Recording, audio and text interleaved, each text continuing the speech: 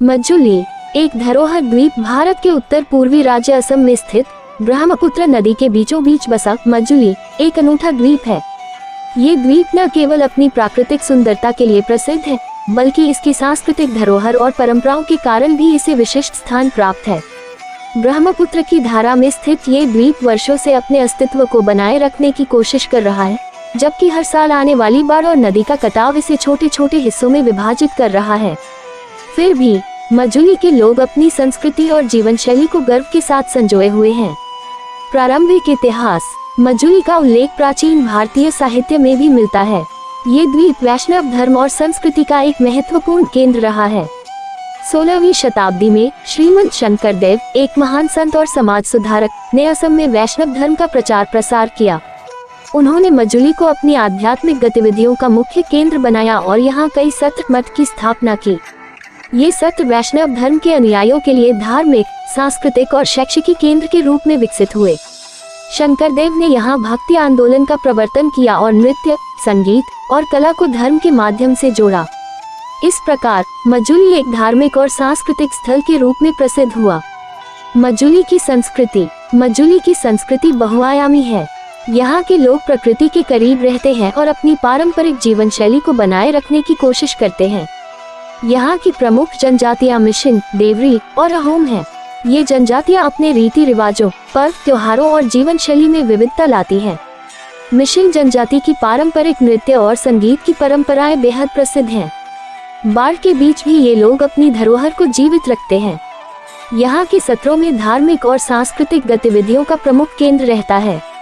ये सत्र वैष्णव धर्म के अनुयायियों के लिए न केवल एक धार्मिक स्थल है, बल्कि कला और संस्कृति के भी केंद्र हैं। यहाँ के सत्रधार धार्मिक साहित्य का अध्ययन करते हैं, नृत्य, नाटक, भावना का मंचन करते हैं और पारंपरिक संगीत की शिक्षा देते हैं। भावना एक प्रमुख नृत्य नाट्य रूप है, जिसमें धार्मिक कहानियों को नृत्य और संगीत के माध्यम से प्रस्तुत किया जाता है। शंकरदेव द्वारा शुरू की गई इस परंपरा को आज भी मजुली के लोग गर्व के साथ निभाते हैं। प्राकृतिक सुंदरता और चुनौतियाँ। मजुली का प्राकृतिक सौंदर्य अद्वितीय है। चारों ओर फैली ब्रह्मपुत्र नदी और उसके छोटे छोटे द्वीपों की माला इसे एक अद्वितीय दृश्य देती है। यहाँ की हरियाली, खुले आकाश और दूर तक फैली नदियाँ इसे एक स्वर्गीय स्थान बनाती हैं। इस द्वीप का पर्यावरण पारिस्थितिक दृष्टि से भी अत्यंत महत्वपूर्ण है। यहाँ आकर्षण का केंद्र होते हैं। हालांकि मजुली की सुंदरता के पीछे एक बड़ी चुनौती छिपी हुई है। ब्रह्मपुत्र नदी की हर साल आने वाली बाढ़ और कटाव से मजुली का आकार लगातार घटता जा रहा है। कभी ये द्वीप लगभग 1250 वर्ग किलोमीटर में फैला हुआ था, लेकिन आज यह मात्र 350-400 वर्ग किलोमीटर में सिमट गया है। बाढ़ और कटाव के कारण यहाँ के लोग हर साल अपने घरों, खेतों और आजीविका को खोते हैं। फिर भी वे अपनी संस्कृति और पहचान को बचाने के लिए संघर्षरत हैं। मजुली के लोगों का जीवन। मजुली के लोग प्रकृति के साथ तालमेल बिठाकर जीते हैं। उनका जीवन साधारण है, लेकिन वे अपनी संस्कृति और परंपराओं में गहरे जड़े हुए हैं। कृषि यहाँ की मुख्य आजीविका है और धान की खेती प्रमुख रूप से की जाती है। इसके साथ ही मछली पालन और हस्तशिल्प भी यहाँ के लोगों की आय के स्रोत हैं। मजुली के लोग अपनी हस्तकला में भी निपुण हैं। यहाँ की महिलाएं बुनाई का काम करती हैं और उनके द्वारा तैयार किए गए वस्त्र और बांस से बने उत्पाद काफी प्रसिद्ध हैं। मजुली के घर विशेष प्रकार के होते हैं।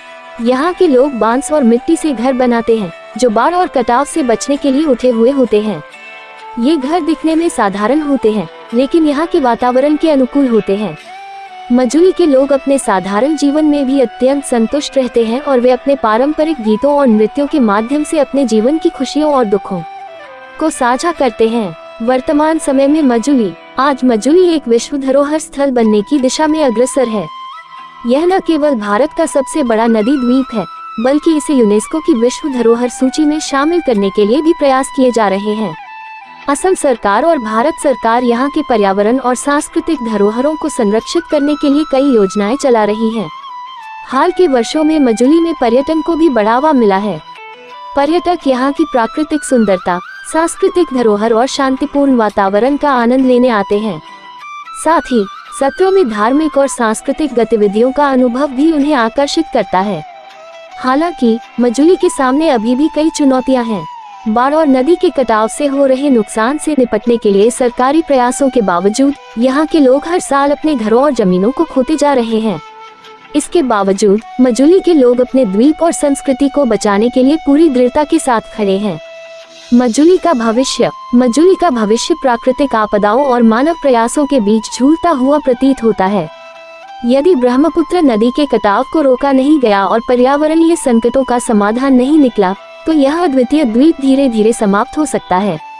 लेकिन अगर मजुली की सांस्कृतिक धरोहर को संरक्षित करने के लिए उचित कदम उठाए गए तो ये द्वीप आने वाले समय में और भी समृद्ध और जीवंत हो सकता है। सरकार द्वारा हाल के वर्षों में मजुली के संरक्षण और विकास के लिए कई योजनाएं लागू की गई हैं, जिसमें नदी के कटाव को रोकने, पर्यावरण संरक्षण और सत्रों के पुनर्विकास पर विशेष ध्यान दिया जा रहा है। इसके साथ ही मजुली के लोगों को जागरूक किया जा रहा है कि वे अपनी पारंपरिक जीवन शैली को आधुनिक तरीकों से संयोजित करके बेहतर भविष्य की ओर बढ़ सकें। सिर्फ एक द्वीप नहीं है, यह एक सांस्कृतिक धरोहर है जो असम और भारत की आत्मा को दर्शाता है। यहाँ के लोग अपने जीवन के संघर्षों के बावजूद अपनी पहचान, परंपराओं और संस्कृति को बचाने के लिए दृढ़ता से खड़े हैं।